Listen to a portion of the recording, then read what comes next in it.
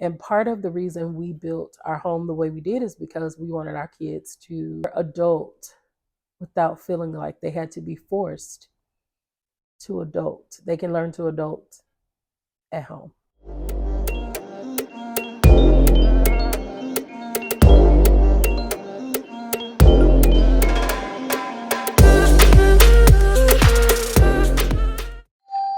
All right. I'm not feeling good, but I said that I would get out some YouTube videos to share more about our story. So here goes. So I wanted to share our story of living multi-generational and being Black multi-generational living. I don't know. I don't see us represented in that community, which is kind of crazy because the stats are a little bit overwhelming. In 2014, according to some of the stats, over 60 million people were living multi-generational. So where we been? So in 2014, over 60 million people were living multi-generational. Who knew? When we started our journey of building this house, we didn't know what to call it. I didn't know what multi-generational was. I never heard of it. Only as of late have I found other stories and many generations under one roof. I didn't know people had tied a name to it. So I'm going to share our story and how we decided to build this way. I would have changed in the building process and introduce you to my multi-generational family. Here goes. So this is hubby. Corey is a full-time firefighter. He loves what he does. Eat, sleep, breathe, being a firefighter. And I remember when I started my business 5 years ago, a goal of mine was to retire him from doing that. He's not interested. So I see another probably 6 years of him being a firefighter. And I have to deal with that. Here we have my son, Corey. He is 21 years old, still finding himself, his goals, his dreams, what he wants to do with life. And he's able to do that here.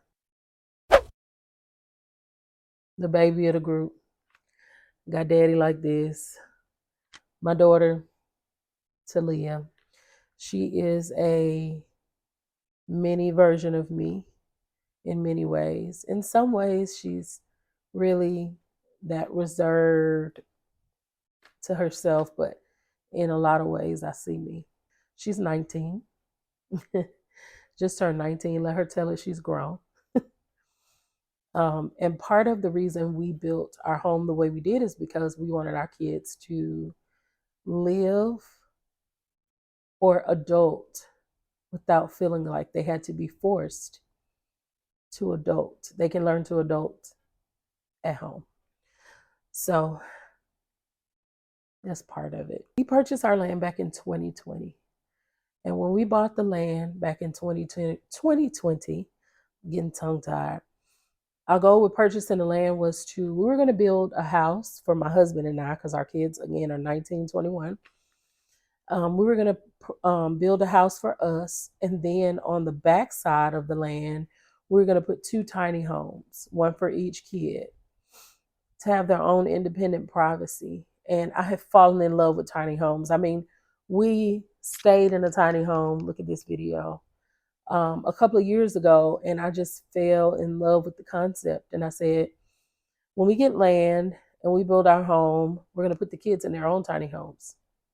But that wasn't the case. So I'll kind of go over a little bit why we changed that, why we decided not to do the tiny homes instead.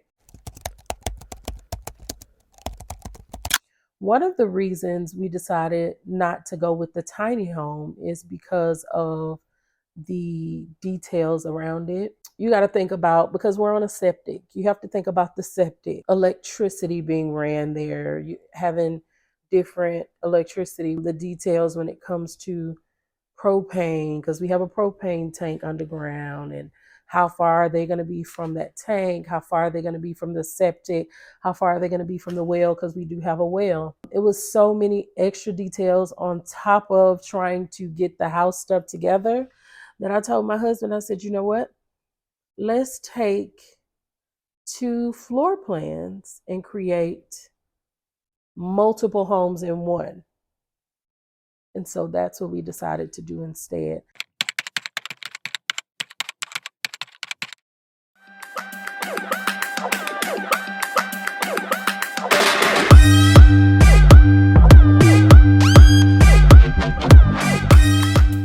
And mainly that reason was because the tiny home option to us and just talking with the builder was going to be a more expensive option in the long run.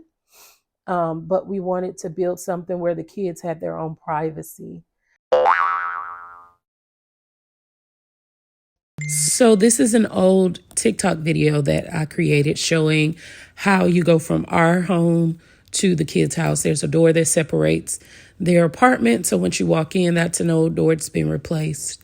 But once you walk in, you have their living room area, which all of this has been changed. This was literally the first week we moved in. They have their own separate kitchen with all full-size appliances. They have a dishwasher, fridge, all of that. And their rooms are towards the back. And you also have another bathroom there, linen closet. This is their space. And I can say with all certainty, we've been here 4 months, that it's like coming to two different houses. They ain't over here. We not over there. Well, that's not true. They are over here. My daughter thinks the extra bedroom is her domain. Literally, I walked in the other day and she was watching a movie on the wall, had no sheets on the bed. Here go the video right here, y'all. Proof, proof. But for the most part, they are to themselves. My daughter comes over to this side to sleep in the extra bedrooms because she said it feels like she's on vacation.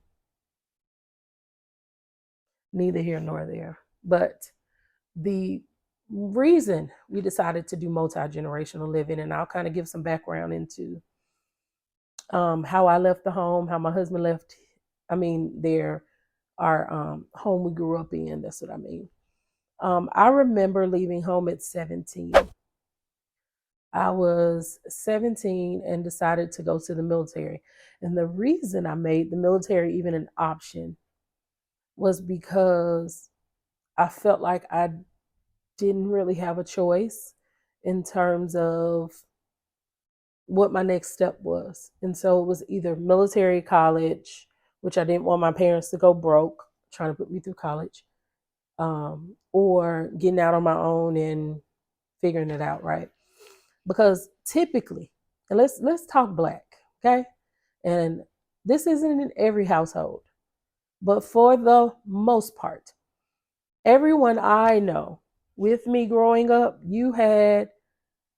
it was an underlying conversation about when you graduate, what you gonna do when you graduate. And so your choice was, you gonna get out, get you a job, and pay for your own. You gonna go to the military, figure it out, pay for your own. Or I don't remember it being an option to stay in the house and help with bills and adult there. I don't remember that. And so when it came to doing it different with my kids, I remember distinctly a conversation with my husband and we were like, we're not doing it like that. We're going to do this thing different. And so essentially that's what we did. And you know what? If nobody else says it to us, nobody else come out their mouth and say it to us, I'm proud of us. If nobody else says it, I am so proud of us for doing it different, for showing our kids different. Because I wholeheartedly believe that if we had forced our children out of the house, we as parents would have failed them. We would have failed them because When I left the house, when my husband left the house, yes, we went to the military. I think he was 18 when he left. I was 17. I was a baby. I can't even imagine having my children leaving at 17 to figure out life on their own. I can't. Plus, we live right now in a society where this generation is way different than we ever were.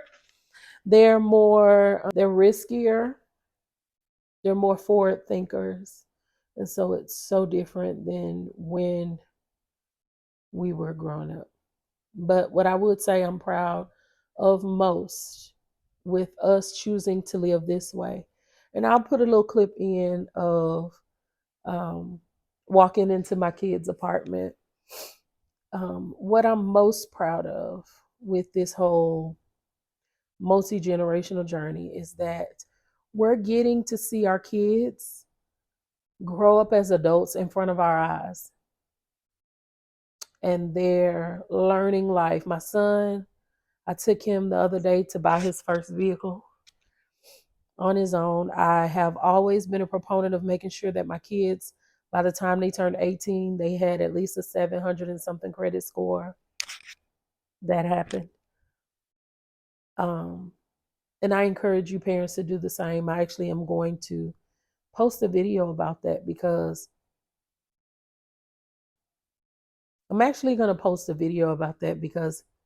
we have a chance to do it differently. And so with the knowledge that's out there, with the tools that are out there, the resources, we can do it different for our kids.